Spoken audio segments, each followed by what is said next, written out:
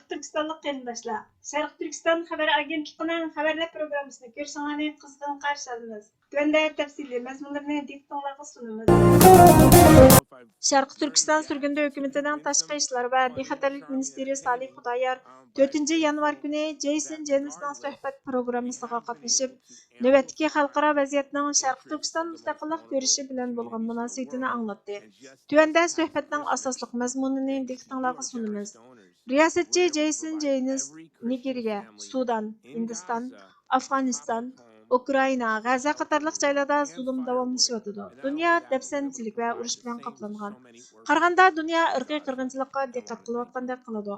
Xitoy Kompartiyasi ishg'ol qilingan Sharq Turkistondagi irqiy qirg'inchilikqa yordam qiladi. Ular borgan sari ko'z oldimizdan uzoqlashib ketadi.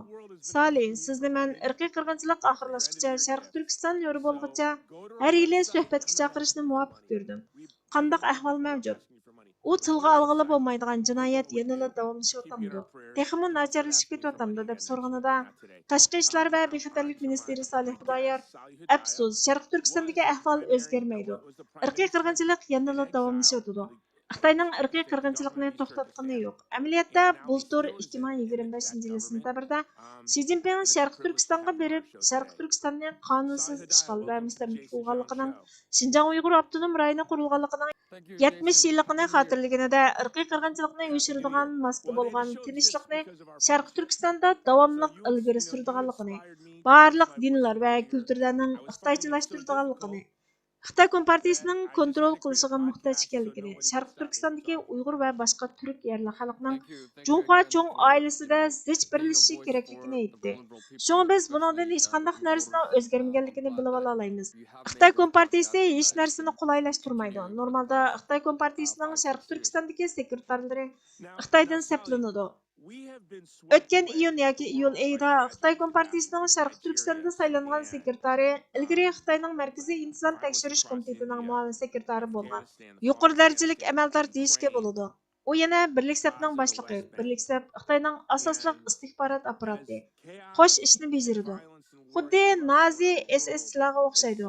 Amerikada buningga o'xshash bir o'rin yo'q. Buningga o'xshash partiya hukumat bo'lmaganda partiyaning o'zining istixborot mulozimati bo'ladi.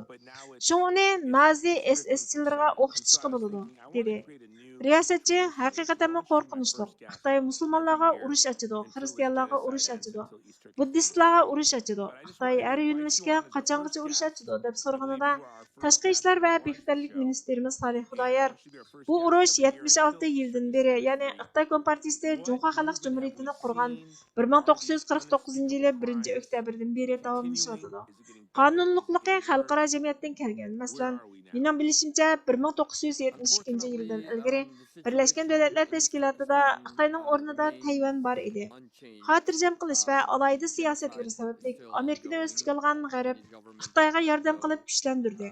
Xalqarada oldiga chiqardi. Xitoy Kompartiyasi xalqaro sahnada ta'sir kuchiga ega bo'lishdan burun o'z ichida kuchli ko'ringan bilan xalqaro sahnada ojiz edi. Strategik xatolik, siyosiy harakatlar tufaylidan va Xitoyga mablag' selish, erkinlik berish, bozor iqtisodini taraqqiy qildirgandan keyin Xitoy taraqqiy qildi. Xitoy Kompartiyasi asta-asta o'zgardi, dedi.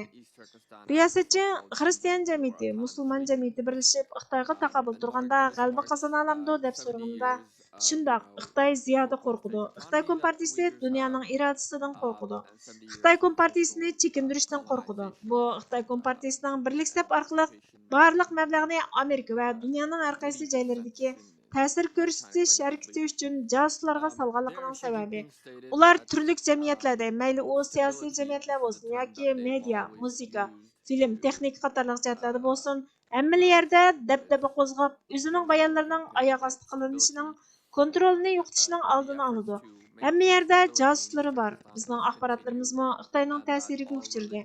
Xabar organlariga har yili Xitoy 100 millionlarcha dollar mablag' soladi yoki necha 10 million dollarni tilni ravolashtirib, Xitoyning bayonlarini kuchaytirishga ishlatadi. Ana iqimni ko'rolmaysiz. Uyg'ur irqiy qirg'inchiligi haqidagi xabarlarni ancha ko'rolmaysiz. Aniqki, bu inchki nuqtalarni tilga olganda ular tinib oladi. Boshqa yo'llar orqali besim qiladi. Asosligi axborot harakati yuritib, setib oladi. Kerak kelmaganda hujum qiladi. Bularning mashg'uliyati bu. Ularning ishi kontrolga tayinadi. Agar ular bo'shab qolsa, agar hammaning kontrolni yo'qotganini his qilgani, ularni mag'lubiyatga boshlaydi. Sovet ittifoqi parchalangandan keyin uning strategiyasi qo'llaniladi.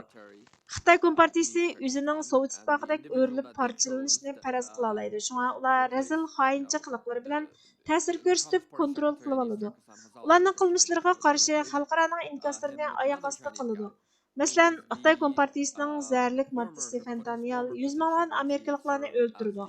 Xitoy Kompartiyasining virusi o'qil qilinib urilib, millionlab insonlar o'ldi. Hech kim bu haqda so'zlay olmaydi. Bizning nurg'ulg'an siyosatchilarimiz, axborot kishilarimiz Xitoy Kompartiyasi yoki Xitoy Kompartiyasi tarafidan tanlanganlar tarafidan qora chaplanadi. Bu yolg'iz Amerikada emas, dunyoning boshqa joylarida ham shunday. Amaliyotda ular hech ish qilmaydi. Masalan, Angliyada bir Xitoy josusi tutilgan bo'lsa-mu, savdo dinamikalari tufaylidan besim qilinib qo'yib etildi. Amerikaga kelsak, prezident Trump Xitoyga Xitoy Kompartiyasiga qarshi qattiq pozitsiyada bo'laman deydi. Ham to'g'ri qilyotidi. Tamojni beja qo'ydi. Xitoy dunyodagi muhim mineral moddalarni ishlab chiqarish to'ri va ta'minlash zanjirini kontrol qilib oldi. Yaqinqi ahvolni aytadigan bo'lsak, Shimoliy Koreyada prezident Trump bilan Xitoy raisi Shi Jinping uchrashib, kelishim hosil qildi. Biz 1 yil ichida yana urushmaydigan bo'ldik dedi. Riyosatchi keyingi 10 yilda Xitoy bilan Amerikaning munosabatidan andish qilgan nuqtalaringiz qaysi deb so'rganida Tashqi ishlar va bexatarlik ministerimiz Salim Xudoyor mening ansiraydiganim Amerikaning Xitoyni tamoman chekindirmasligi. Men uchrashgan hukumatning siyosiy, iqtisodiy, texnik sohasining hammasiga aytdim. Amerika xalqaro jamiyatga rahbar bo'lishi lozim. Undaq bo'lmaganda dunyoning qismati Sharq Turkistonliklar, Tibetlarning qismatiga o'xshaydi. Darholla bu qismatga duchor bo'lmasmi, kelgusida asta-asta yuz beradi. Mening andisha qiladiganim Amerikaning Xitoyni tamoman chekindirishda mag'lub bo'lishi deb javob berdi. Sizning eng chong umidingiz qaysi deb so'rganida, eng chong umidim xalqaro jamiyatning uyg'onishi. Amerikaning Xitoy Kompartiyasini bo'lib, Xitoy Xalq Jumhuriyatini mavjud eng chong tahdid deb tunishni umid qilaman. Xitoy yolg'iz Amerikaning davlat bexatarligiga tahdid bo'lib qolmay, balki insoniyat jamiyatiga tahdid. Cheklik bo'lmagan aktiv strategik siyosatlarni yo'lga qo'yishni, xuddi Sovet imperiyasini parchalayotganidek parchalab etishni, mustaqil Sharq Turkiston, Tibet, Mong'oliya Jumhuriyatining keyingi bir necha 10 yilda maydonga chiqishini umid qilaman. Chunki vaqt bek taraydi. Keyingi necha 10 yil ichida mo'jizaviy bir ish bo'lmasa, biz tamoman yo'qolib ketamiz dedi. Riyosatchi yaqinda shundoq bir ishonchli doklad chiqdi. U bo'lsa, Xitoyning nupusi biz aytgandan 100 million nupus az. Qandaqli bo'lmasin, nupusning bundoq tugalishi yanada Xitoyning mavjud tahdid ekanligini ko'rsatdi. Nupusning burunqi dokladlarda ko'rsatilgandan ozayishiga qanday qaraysiz deb so'raganda, menimcha bu to'g'ri. Xitoy ko'p turayotgan bo'lishi mumkin. Hem mevcut ammaning nupusi var, hem azaytib ko'rsatilgan nupus var. Uyg'ur, Tibet va Mong'ollarning nupusini o'zlarining nupusidan azaytib ko'rsatdi. Chunki Xitoy buni osonlik millat deb ataydi. Ularning o'z taqdirini o'zi belgilash huquqidan tanib oladi. Ustunlik turini yo'lga qo'ydi. Bizning nupusimiz ko'p, biz hokim bo'lishimiz kerak deydi. Bu o'zini bexatar his qildiradigan tur. Men hammadan cho'ng, ko'p, men mush yo'l bilan hokim bo'laman degan uchurni xalqaroga bermoqchi. Ularning nupusi haqiqatan tuvalladi. Erlar ayollardan ko'p. Burunqidek ko'payayotgan ahvol yo'q. Keyingi 20-30 yil ichida potensial krizis yuz berishi mumkin. Buningga qarshi Xitoyning tirishchanligi, Xitoy bo'lmagan ayollarni, Uyg'ur ayollarini Xitoyga to'y qildirish orqali bizni assimilyatsiya qilib yo'qotish. Bu davlat qo'llagan tajovuzchilikdan iborat. Shuning bilan bir vaqtda Xitoy bir balvoq bir yo'l qurilishi eksportini qiladi. Ya'ni yolg'iz O'rta Osiyoda emas, balki Iroq, Afrikadami biz sizlarning yo'linglarni, doktorxonanglarni, farqli portlarni yasaymiz deb 100 minglagan bo'ytaq ishchilarni yo'tkaydi. Shundoq qilib, yangi mustamlikachilarni o'rinlashtirdi. Ularning ishi puli bo'lg'achqa o'rinlashgan davlatdagi ayollar bilan to'y qiladi.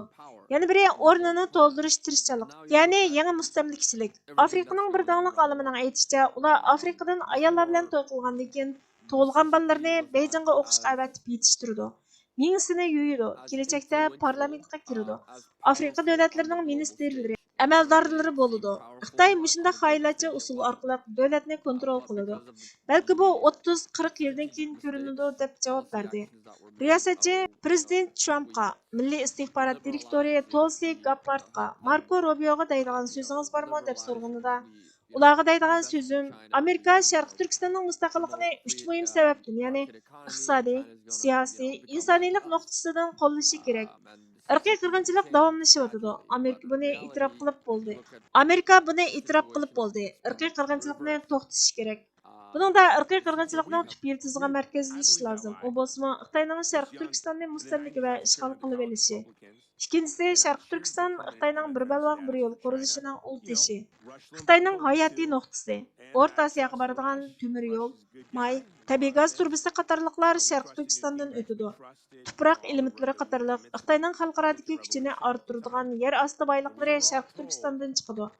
Undan boshqa yadro qurollarini sinab qilish bazasi, boshqarilgan bomba silovlarining markazi bo'lgan Sharq Turkiston Xitoyning kritik nuqtasi va Trump davomli tilga oladigan Bagramova bazasidan 1 soat yiroqlikda. Bu Xitoyni chekintirishda hal qilg'uchi ahamiyatga ega. Shunga Amerika hur mustaqil Sharq Turkistonni qo'llashi lozim. Bu keyingi bir necha 10 yilda hal qilg'uchi ahamiyatga ega usul deb javob berdi. Suv aqlliq, yuraklik, jasur va kang qusoq bo'lmoqi lozimdir. Urushda yuraksiz ishqa yaramaydi. Yuraksiz qo'rqinchoq ayollardek qo'shinni buzadi. Qo'shin buzilsa, askarlar bir-birini buzadi. Jangda qo'rqmas yurak, chidamliq iroda kerakki, dushman otchab turib bosqin qilib kelganda darhol to'planmoq lozimdir. O'lim deganning belgilik vaqt soati bo'ladi. Yigit ajal kelmaguncha jangda o'lmaydi. Odam o'limni unutganda dushmanni yengadi. Qutatg'u bilik romanidan elindi. Bugungi xabarlarimiz bu yerda oxirlashdi. Bizga vaqt ayirganingiz uchun ko'p rahmat. Kelar qatimki programmamizda ko'rishguncha Allohga omonat bo'lgaysizlar.